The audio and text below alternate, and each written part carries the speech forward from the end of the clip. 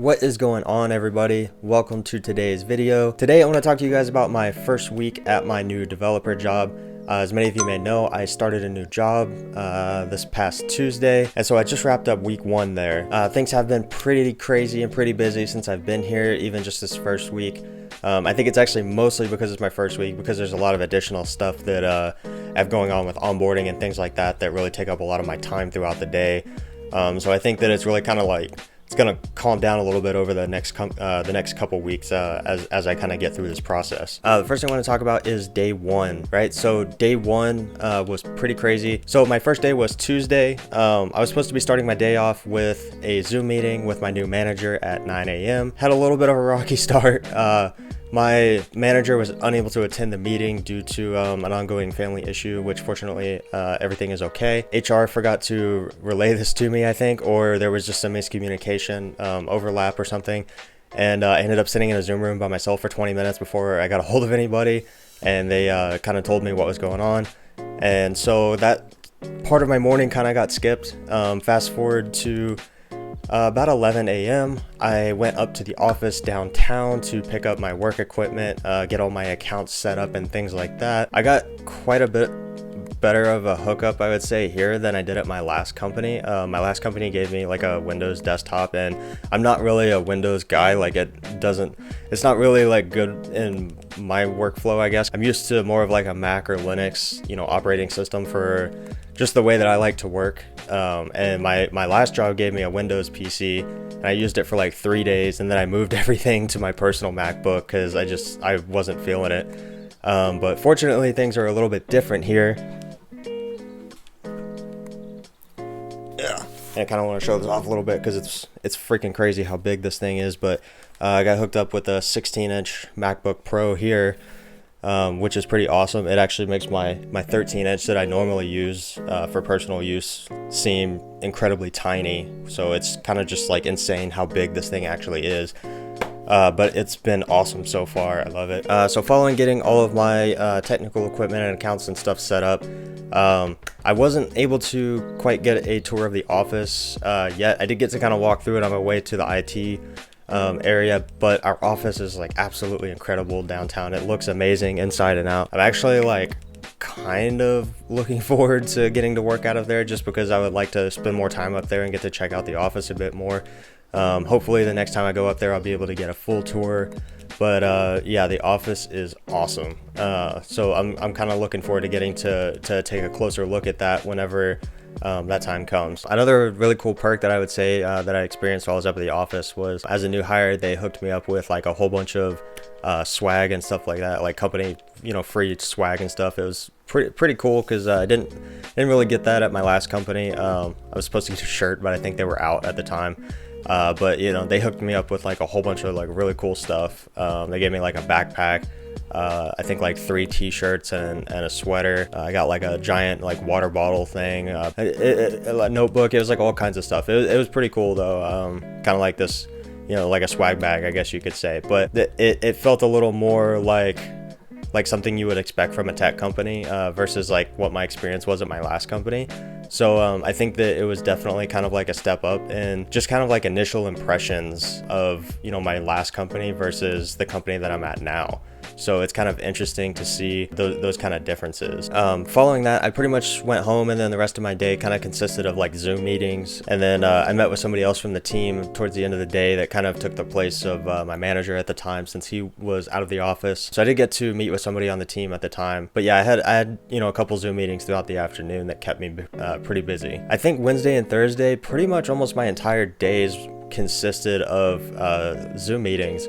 So the onboarding here has been really awesome, really busy, but really awesome. So I've had these Zoom meetings scheduled throughout my days that are kind of like one-to-one Zoom meetings with people that kind of work in various areas. And essentially they're giving me like introductions to different areas of how everything works here. So I had like an intro to architecture meeting to learn about like the architecture of our like code base and our deployment pipelines and things like that. I had a meeting about intro to Cloudflare that was basically talking about like how our company integrates Cloudflare. How do we use it? Not so much how does Cloudflare work and like things like that. But like, what do we use it for?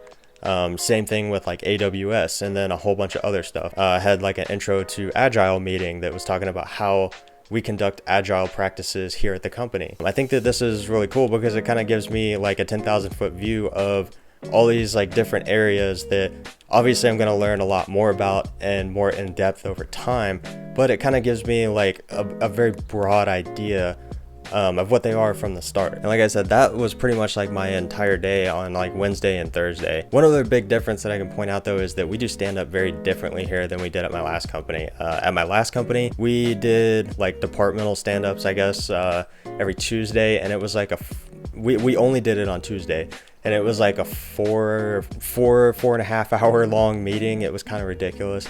It did get a little shorter like towards the time that I was leaving there, because they kind of restructured how they did it. Originally, when I first got there though, it was like 4 hours long. By the time I left, it was probably like two and a half. So they're improving, but it's still kind of strange to only do that once a week. At the company that I'm at now, we do like a 20-minute stand-up or so every morning. So I feel like that's a little more kind of orthodox. Like, I feel like most companies probably do it more like this, where you have a shorter meeting, but you do it every day. And I think that works better for development teams too, because you can kind of touch base every day on everything that everybody's working on and see if anybody's stuck on anything and things like that. Like my last team, everybody on the team was great, but we didn't really like talk all that much. So there's a big communication difference that I'm seeing between my old team and my new team, which I know like almost everything you read on the internet says that to be, if you want to be a developer, like get used to working by yourself. But believe it or not, teamwork and communication are huge as a developer. These are soft skills that do pay off if you want to work in this industry, because you do have to work in a team and talk to people and talk among other teams and things like that. So just keep that in mind. So on Friday, I paired up with one of our other developers on a ticket that he was working on. He had already kind of gone through on his own and like found the resolution to the ticket. And then on Friday, we paired up and we essentially walked through this ticket together. We got one of our code bases set up on my own system so that I could kind of go through it myself.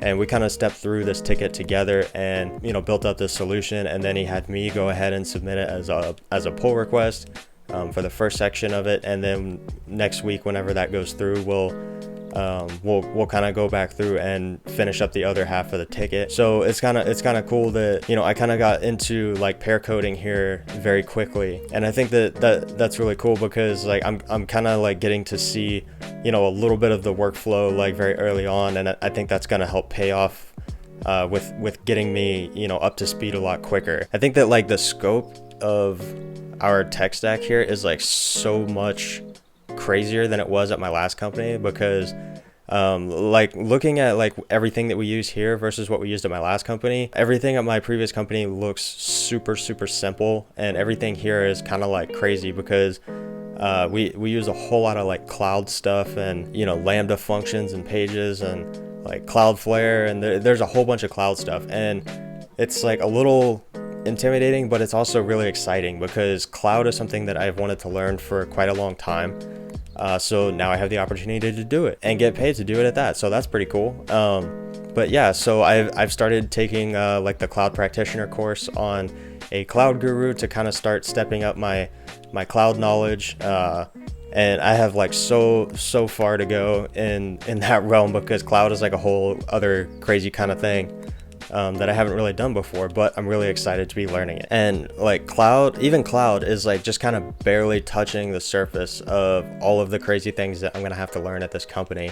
There's really just so much stuff here that I have not even touched before, and I think that like that obviously that sounds kind of scary, but at the same time it's really exciting because I'm in a good position where there's so much more material for me to learn to grow as a developer. And to me, that's really important because I don't want to stagnate in my growth. I want to keep learning and becoming a better developer is obviously great for moving up in my career and getting promotions and things like that. But like, I also like the idea of learning these skills because then I can kind of like apply them to my own projects too, because my own projects are also important to me, just like my career is. So I think that, you know, if I can learn cloud, then I can apply cloud to my projects and things like that. So it's kind of like this cool like trade-off kind of thing where, you know, I get skills that better me in my career, but I can also build cooler stuff on my own. So it really works out in, you know, more than one way. And I think that a big part of what I was so excited about initially starting this job was moving from a front-end developer role into a full stack software developer role, because that's what I kind of wanted from the start. It was just kind of really hard to find one at the time, and I was finally able to find one. So I'm really excited to be in this full stack role now, because I really want to enhance like my back-end knowledge, and obviously like cloud and everything kind of plays into that too. So I think that there's going to be so much crazy stuff that I'm going to learn here, and it's going to be really cool. There's going to be some really cool stuff coming up. But that's all I got for you guys today. I'm pretty sure that this video went on way longer than I initially planned on. I think I kind of rambled on for a bit. But if you enjoyed today's video, please be sure to smash the like button down below.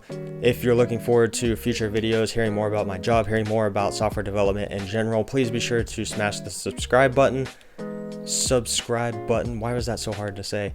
Anyway, smash the subscribe button and turn on the notification bell so you get notified when I post new videos. Until next time, guys.